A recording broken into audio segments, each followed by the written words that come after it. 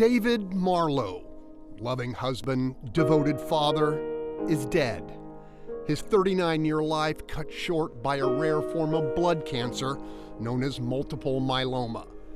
David's widow Candace believes it should never have happened and blames lethal contamination from the couple's nearby neighbor, a toxic dump known as the San Jacinto River waste pits. He was angry that he wasn't given the time to see his children grow up, to watch them graduate. That's all he wanted, was the time to be there for us, to help raise his babies. It all began harmlessly enough with the making of bright white paper. In the process of achieving luster and luminosity, manufacturers generated a byproduct molecule known as dioxin, a cancer-causing compound now considered among the world's most deadly. During the mid-1960s, waste material from the Pasadena mill quickly piled up. Toxic sludge that was floated a few miles upriver, dumped into open pits along the banks, and ultimately forgotten. You don't ski like this on your first try. Back in the 70s, Sam Braun spent countless hours skiing, swimming, and fishing in the waters directly across from the waste pits. 11 years later, when he was diagnosed with multiple myeloma, the source of his sickness was mostly a mystery.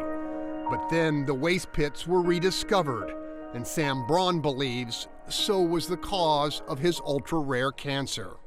Let's not spare a dime. Let's get this stuff out of here, because it's going to just keep continuing to hurt people.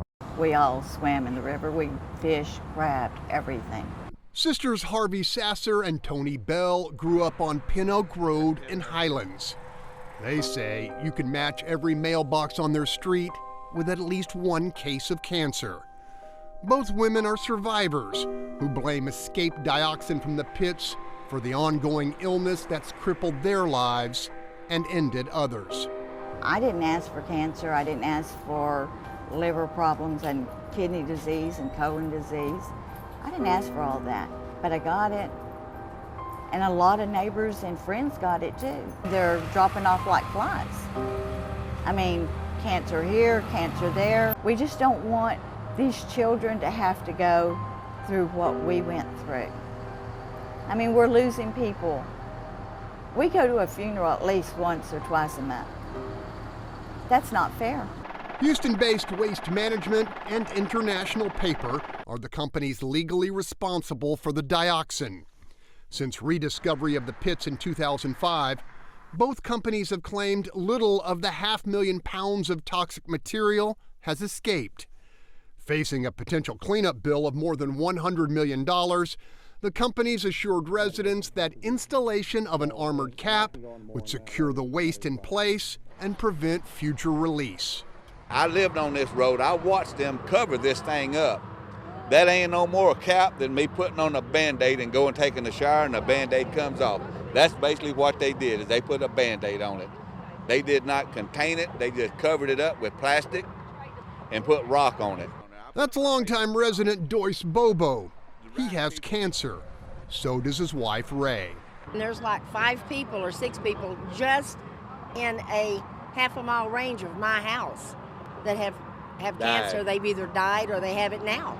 While investigators have yet to definitively link illness in the area to dioxin from the pits, in the summer of 2015, residents received the first hard indicator when state scientists identified alarming cancer clusters in East Harris County communities along the San Jacinto.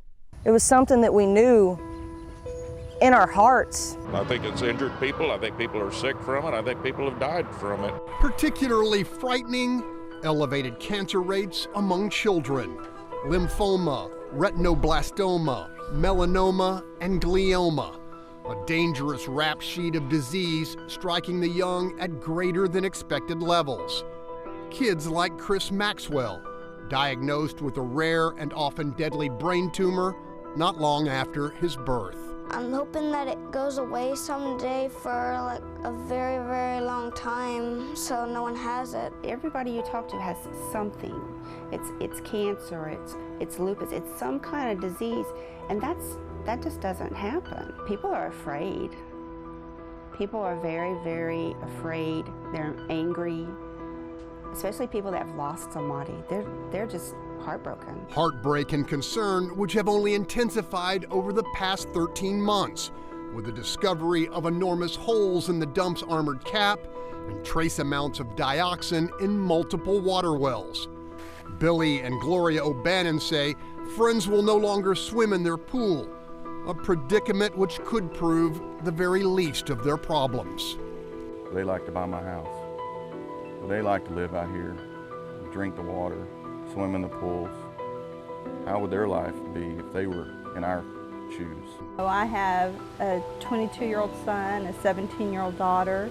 You know, is their future going to be impacted by this later on? You know, my daughter going to be able to have children?